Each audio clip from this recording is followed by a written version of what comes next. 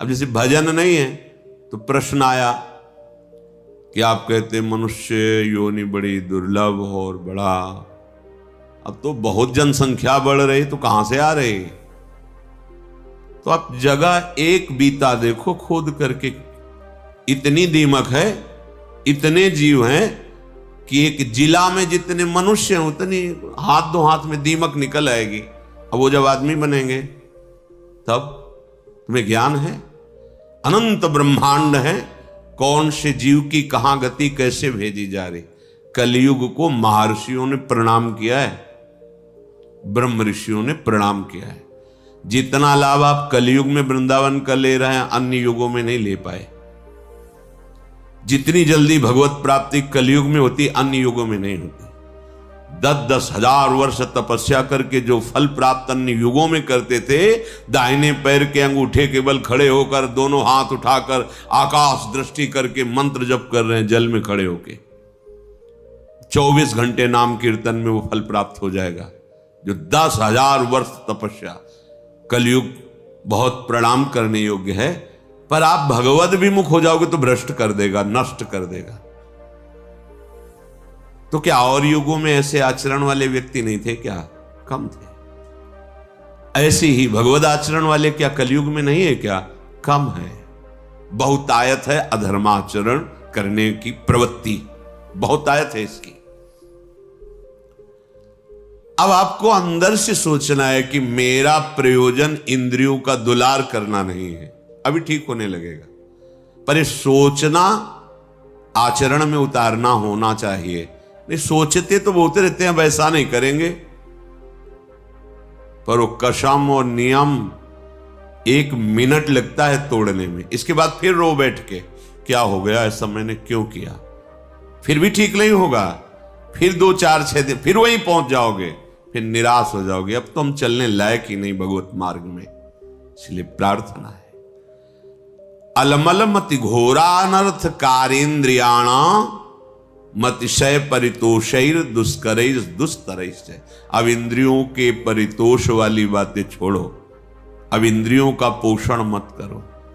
जो धर्म विरुद्ध भोग चाहती, जलना ही पड़ेगा। जलना, जलन शब्द याद कर लो। ये जलन तभी होती है जैसे कोई भी साधक विचलित है, मेरा मन नहीं लग रहा, मुझे बहुत परेशानी हो रही, ऐसा वैसा। गलत कर रहे हो, जांच लो, जांच लो। गलत चिंतन है, गलत आचरण है, नहीं तो अभी प्रारंभ में ही मस्ती प्रारंभ हो जाएगी। वो एक अध्यात्म की जो जलन पाप नष्ट करने वाली, वो मन बुद्धि चित्त इनको शीतलता प्रदान करती है। ये जागतिक जो जलन है, ये आपका आचरण गलत है कहीं, नहीं तो उसी मार्ग में चले हुए पथिक है। वो एक आध्यात्मिक जलन होती है। कैसे विकार दूर हो, ऐसा वो विक्षिप्त नहीं होता, प्रवीण होता चला जाता है। कैसे का उसको उत्तर मिलेगा, क्योंकि सही मार्ग में चल रहा है। जब आप गलत कर रहे हो, गलत संग कर रहे हो, गलत आचरण कर रहे हो, शास्त्र विरुद्ध वार्ता कर रहे हो, शास्त्र विरुद्ध चिंतन कर रहे हो, तब तुम्हें वो विक्षेप प्राप्त होगा, जिसके लिए तुम पागलपन प्रकट करते हो कि अब मुझसे सहा नहीं जा रहा, रहा नहीं जा रहा, क्योंकि आग बढ़ा दी तुमने, उसको फूस दे दिया, घास फूस जमा कर दी, अब ज्वाला बढ़ रही है, तुम्हारी गलती। जब हम गुरुजनों की शरण में हैं, प्रभु की शरण में, तो मुझे कल्याण की भी परवाह नहीं, तो चिंता किस बात की। मेरा मन, मेरा तन, मेरे प्राण आराध्य देव गुरुदेव को समर्पित है, देख लेंगे वो, संभाल लेंगे वो, बेपरवाह होकर राधा राधा राधा। कहां समझ में आ रहा है? नहीं, इंद्रिय और मन की बात समझ में आ रही है, क्योंकि वो बहुत मुझे सुख देते हैं। स्पष्ट समझ लीजिए, गुरुजनों की बात और शास्त्र की बात इसलिए समझ में नहीं आती, ये पराये हैं। लेकिन इंद्रियां और मन, ये मेरे नहीं, मैं ही हूं, ऐसा अनुभव, ये माया का खेल, इनके द्वारा सिखाई बात सच्ची बात है। इनके द्वारा परोसा गया भ्रमात्मक भोग, ये सुख देने वाले, ये गुरुजन शास्त्र, ये अंदर की, ये मत घोरा अनर्थकारी, ये घोर अनर्थकारी बुद्धि है अंदर की, अब इसे सुधारिए। श्रीपाद कहे क्या करे? बोले विदधदिवस ससोको एन केनापि देह, एन केन प्रकारेण, जैसे धर्म की कमाई से तुम्हारा शरीर निर्वाह हो वैसे चलो। गृहस्थ हो, विरक्त हो, आकाश वृत्ति, भिक्षावृत्ति, मधुकरी वृत्ति आदि जैसे उससे निर्वाह करो। किसी भी का अन्य का आश्रय न लो, तो तुम कभी शोकातुर नहीं होगे विषयों के लिए। एक एक शब्द पकड़ने लायक है। अगर आप धर्म पूर्वक चलते हैं, धर्म की कमाई से नमक रोटी खाते हैं, आप चैन में रहेंगे, मस्त रहेंगे, क्योंकि भगवत मार्ग के पथिक है। गृहस्थ होते हुए आप अधर्म की कमाई कर रहे हैं, करोड़ों रुपए जमा हैं, भगवत विमुख हो, तुम्हें चैन नहीं मिल सकती, जिसे शांति कहते हैं, जिसे विश्राम कहते हैं, जिसे आनंद कहते हैं, स्वप्न में अनुभव नहीं हो सकता। करके देखो, जल रहे, खूब करके देख लो, जलते ही रहोगे। ये पद, ये शरीर, ये भोग, ये वाहवाही, ये स्वाप्निक है, चंद मिनट की है। तुम्हारी वाहवाही क्या, जहां बड़े बड़े ताज उतार के रखते थे वो भी नहीं रहे। बहुत सावधान। ये अहंकार, ये इंद्रियों का दुलार, ये मन का दुलार तुम्हारा अनर्थ है, अनर्थ। समझ में नहीं आ रहा, समझ जाओ, निकल जाओ। तुम ही फंसे हो, सुख की बुद्धि ने तुम्हें फंसाया है, और इसका नाम दुखालय है, सुख नहीं है, नहीं है सुख। तुम्हारी बुद्धि अनर्थकारी तुम्हें धोखा दे रही है। अभी कैसे समझ? बहुत अल्प बुद्धि है, तर्क करते हैं, तर्क करते हैं। अब तर्क तो उस बुद्धि में जो पवित्र है, तो पवित्र तर्क आवे।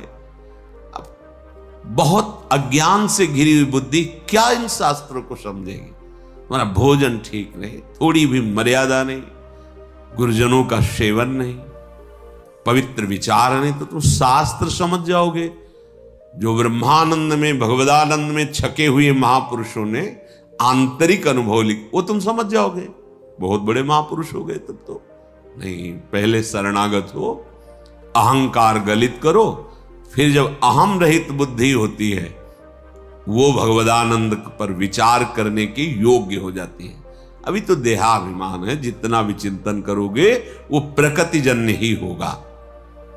तो जैसे बने एन केन प्रकारेण, धर्म युक्त पदार्थों के द्वारा शरीर यात्रा करो।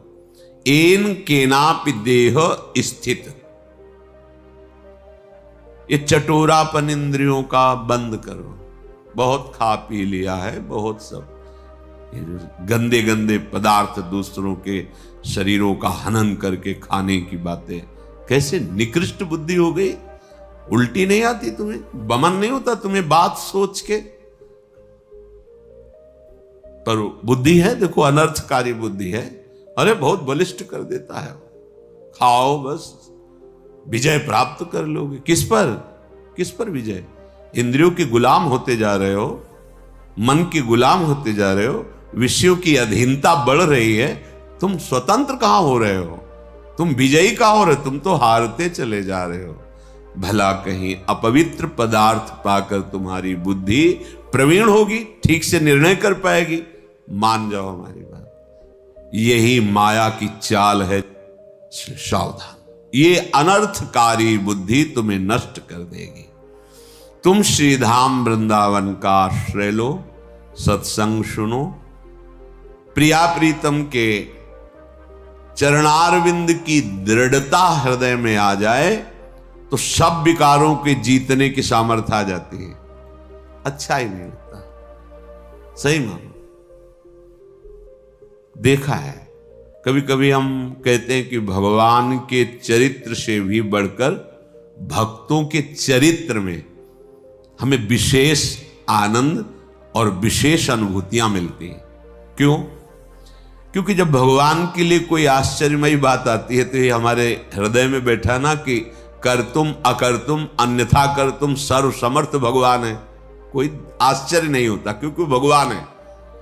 लेकिन तब आश्चर्य होता है जब वो प्रकृति की धरा में और फिर वो भगवत धरा की ऊंचाई में, तब आश्चर्य होता है कि हाँ ये बात आश्चर्य वाली है। मायाकृत प्रपंचों में फंसा हुआ फिर मायातीत इतनी ऊंचाई, वो बात समझ में आती, कैसे चला, कैसे माया को त्यागा, कैसे भगवदानंद में मगन। मेरे प्रभु का कोई भी कृत्य आश्चर्य में थोड़ी है, वो तो सर्वाश्चर्य में स्वयं है सरकार। कर तुम अकर तुम अन्यथा कर तुम, अन्यथा कर तुम, जो हो ही नहीं सकता वो भी कर दे।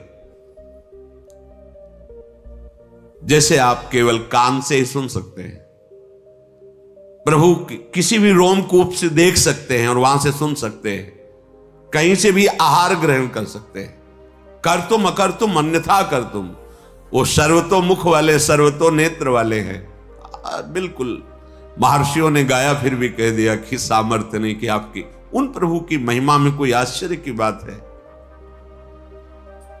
श्रीपाद कह रहे हैं, लुठन रासस्थल्याम निरवधि पठन कृष्ण चरितम। जैसे हो सके वैसे देर निर्वाह करो धर्मयुक्त पदार्थों से। तुम्हें शोकातुर नहीं होना पड़ेगा विषय के लिए, संसार के संबंधों के लिए या किसी भी व्यवस्था के लिए नहीं होना पड़ेगा। हम अल्पज्ञता के कारण शोकातुर भविष्य के लिए हो जाते हैं कि भविष्य में हमारा क्या होगा, वर्तमान तो ठीक चल रहा है। ये भविष्य की जो बात है वो शरणागत नहीं है इसलिए है, अरे शरणागत नहीं, वो तो साधु है। अरे तो बेस रख लिया है, अभी हृदय शरणागत नहीं हुआ, भविष्य की चिंता बिल्कुल, न भूत की, न वर्तमान की, न भविष्य की। शरणागत के हृदय से इन चिंताओं का अपहरण हो जाता है। भगवान बलराम जी को सखा का रूप रख करके खेल रहा था प्रलंबासुर। देखा श्री कृष्ण तो बड़े चतुर हैं, इनको प्रवीण हैं, इनको खेल में फंसा के ले जाना बड़ा कठिन। तो बलराम जी को उसने अपनी पीठ में लाद लिया। बलराम जी को भय लगा, फिर स्वरूप का वो एकदम एक घूसा मारा, पधार गए। तत्कालिक तो भय लगा ना कि असुर अपहरण कर रहा है। ऐसे कितना भी हो तत्कालिक, अभी कोई बड़ी जोर की आवाज हो, ऐसे सब हो जाए, वो तत्कालिक विचार जब विवेक से करे तो उसे काटा जाता है। हमारा जीवन तो प्रभु के लिए है, जैसे भी जोई जोई प्यारो करे सोई मोहि भावे। क्या वो भविष्य का चिंतन सही था? बिल्कुल गलत, बिल्कुल अस्तित्वहीन।